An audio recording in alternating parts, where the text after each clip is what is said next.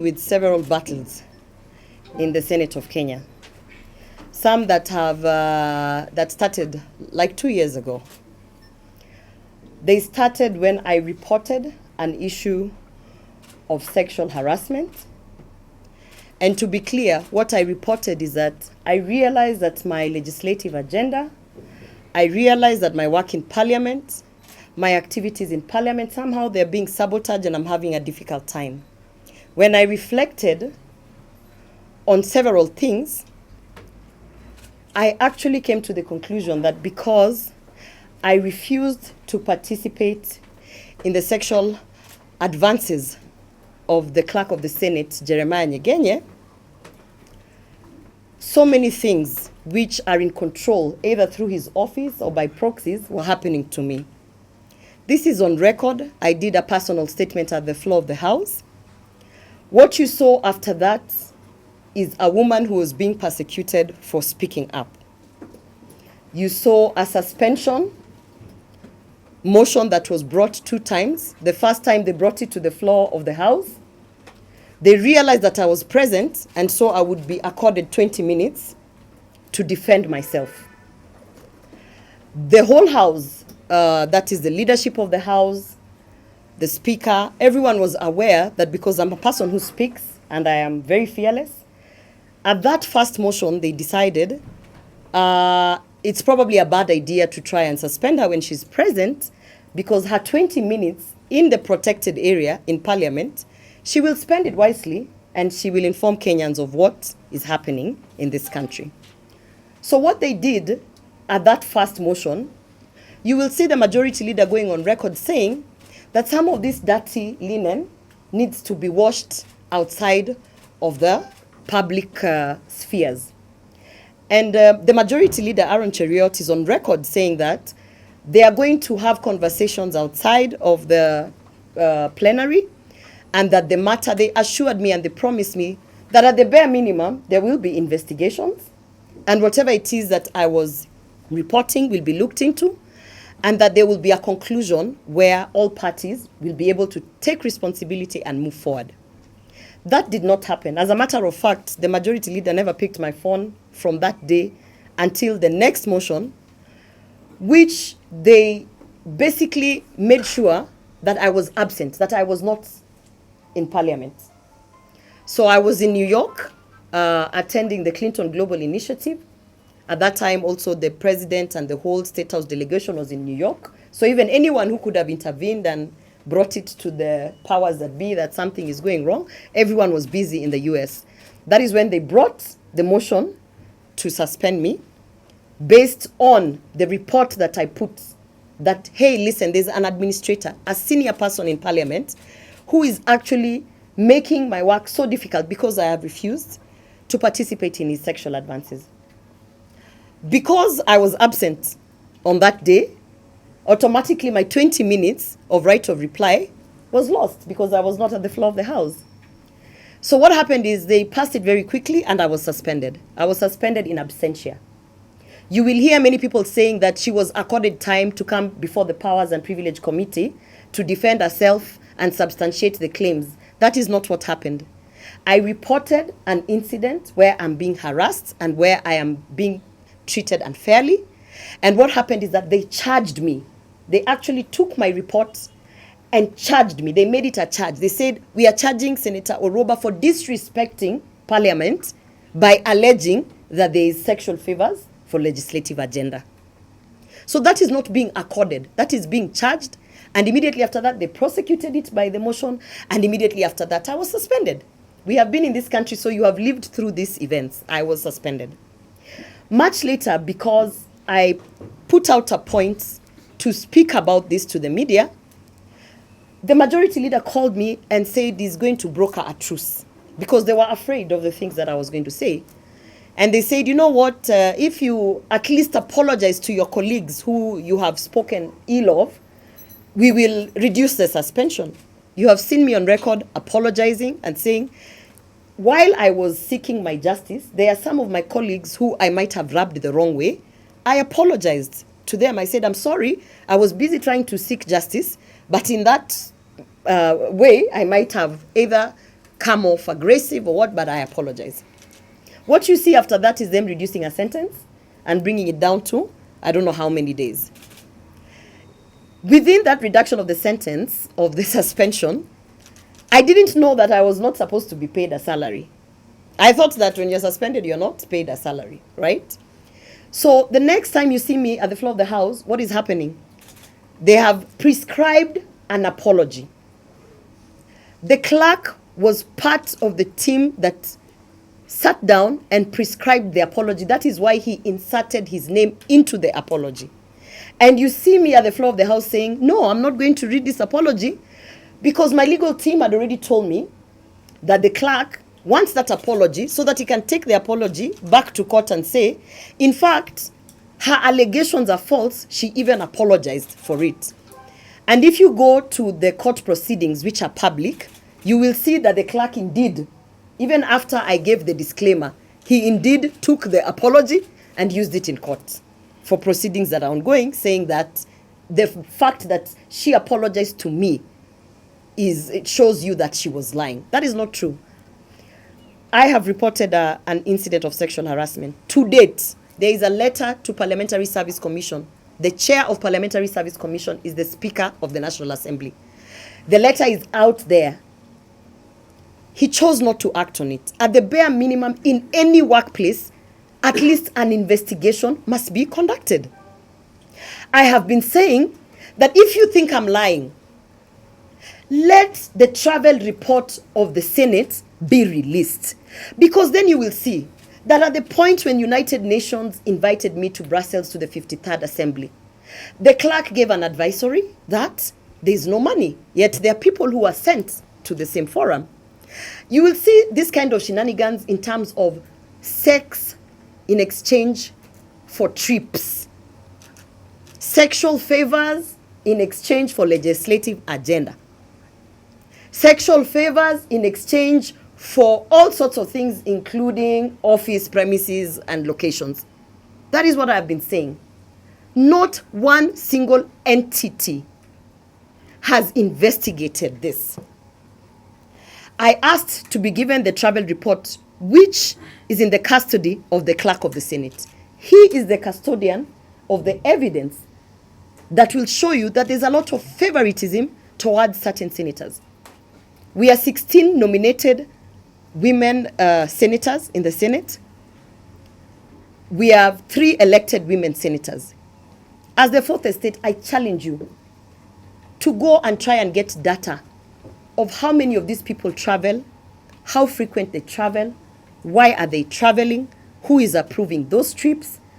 I challenge you to also go and find out all other kinds of favors, including why certain people, their bills are forever on the order paper, their bills and the legislative agenda is advanced, why certain people seem to have it easy in Parliament. I didn't want to take it there, but I respect the courts, I respect the judicial system.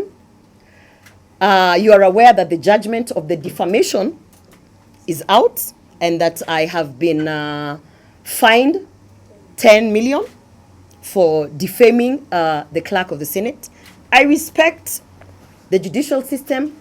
I know, because I am not new to the legal system, that there are many legal loopholes which criminals have been using to get these favorable judgments. Because they always say the law is an ass, right? There are many legal loopholes. And I understand and I know the legal loophole that the clerk of the Senate used. He made sure that he will influence that my motion to suspend me would come when I'm absent. Because if I'm absent, he knew that I must speak the truth. And if I speak the truth when I'm not in Parliament, he knew that he could take that video and take it for defamation. That is exactly the legal loophole that he did. So his whole evidence is based on a video that I did in response to an already public engagement. It was already in Parliament being discussed that the clerk of the Senate is fighting with Senator Orwoba because Senator Orwoba has said that the clerk of the Senate, is making her life hell because he's not I'm not playing ball. It was already in public through the parliamentary proceeding. He did not sue Parliament because he cannot sue Parliament. But he waited for me to respond because he knew that I had to respond, which I did. And that is the video that he took to take for the defamation. So I respect the process, the court proceedings. However, I don't agree with it. And that is why our country, we have an opportunity to appeal. So I have appealed and I am appealing. And my legal team has taken it. Even the 10 million is absurd. It is meant to scare any member of parliament who thinks that they will wake up and say, this is true, this is happening. It is meant to scare any woman. Where we are today, and this is my message today, to women out there, all the women in Kenya, nobody is going to fight for you. You see some of us legislators going to Kericho to fight for the women who are working in the tea plantations. You have had the issue of sex for work. How can I go and fight for a woman in Kericho when I cannot fight for myself in parliament? We all know very well the culture that has been bred in these spaces. It's not only in Kericho. It is in EPZ. It is in all these workplaces. It is in our homes, where even our domestic staff members are subjected and put to a corner. We have seen politicians of high standing, veteran politicians, being told to turn around so that their behinds can be seen. We saw it the other day. The objectifying of women, it's become such a norm. Because if you raise your head and say, this is wrong, they suspend you, they illegally try to remove you from Senate, they hit you with a 10 million bill. But I want to say this. Wangari Maathai did not strip in Uhuru Park because it was easy, right? Nobody said it would be easy. There is a price to pay to end the culture of sexual harassment. And I'm willing to pay that price. And I'm willing to pick up that fight. And I'm willing and I'm ready. And if they thought that is what is going to silence me, that will not silence me, because I know there are staff members in parliament who are raped in that parliament. Staff members who work there. Any sexual engagement that is non-consensual, that someone has not put their consent, that they have been backed to a corner, like we have seen our politicians on the platforms being told turn around, and they feel the pressure because you know who is this person and everything. That is rape. And I'm telling you, it is happening in parliament. And I'm not going to be quiet. I will speak about it. I mean, what else can they take away? Where I'm standing, I have served a suspension for 6 months. Where I'm standing, I have not been paid my salary forever, you know? Where I'm standing, I have, I don't know how many court cases because of speaking up. Where I'm standing, my own political party does not like the guts that I can stand up and say this is wrong. What else will you take away from me? I know that you're sending me all sorts of signals, telling people to come and tell me that they will finish me. I know that there's a threat to my life. But I also know that there are so many women who are counting on me to keep my head up and to keep speaking the truth in times where many people will be harassed, intimidated, jailed, and even their lives taken away. Innocent Kenyans being shot because they dared to go to the street to even demonstrate. I know that. So I want to say this to Jeremiah Nyegenye. This is a battle that I will take to the end. Because what happened in parliament, to me, is just but the surface. The women in parliament are suffering. Take it from me. They are having to do things that they would otherwise not even speak up in public. And so therefore, it is just time to end that culture. I believe there's space for us to politic without all this sex for work nonsense. And if we can go out and fight for the women in the tea farms, in the industries, wherever, we have to start from the spaces that we are in. It is wrong. I will never conform to it. And so I remain strong. My legal team, thank you, my legal team, for the work that they are doing. We continue to fight the good fight. And as you can see, do I look defeated?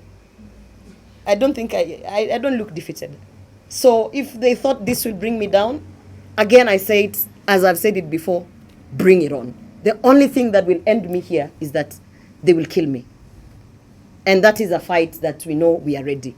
So in the event that I die, I want you to know that these are the battles that I am picking up and I am fighting, because I believe God put me there for a reason. So that is the long and short of it. Mm-hmm. Any questions?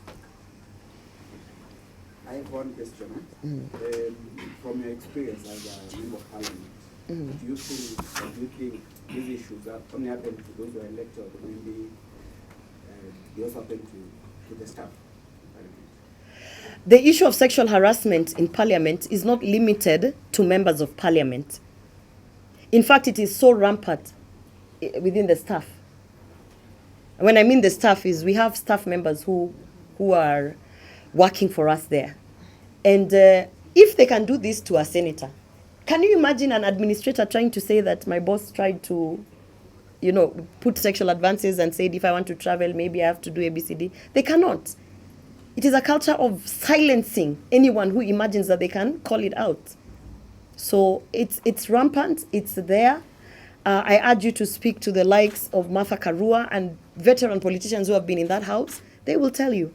It's not. I am not speaking from nowhere. It is there, and it has to be addressed. We don't have. I even asked the leadership to put a sexual harassment policy and safeguarding measure. For instance, I am reporting someone, but I'm reporting him to himself. How is he going to take action against himself? They don't even have a policy. There's no sexual harassment reporting, mechanism. There's no safeguarding of victims.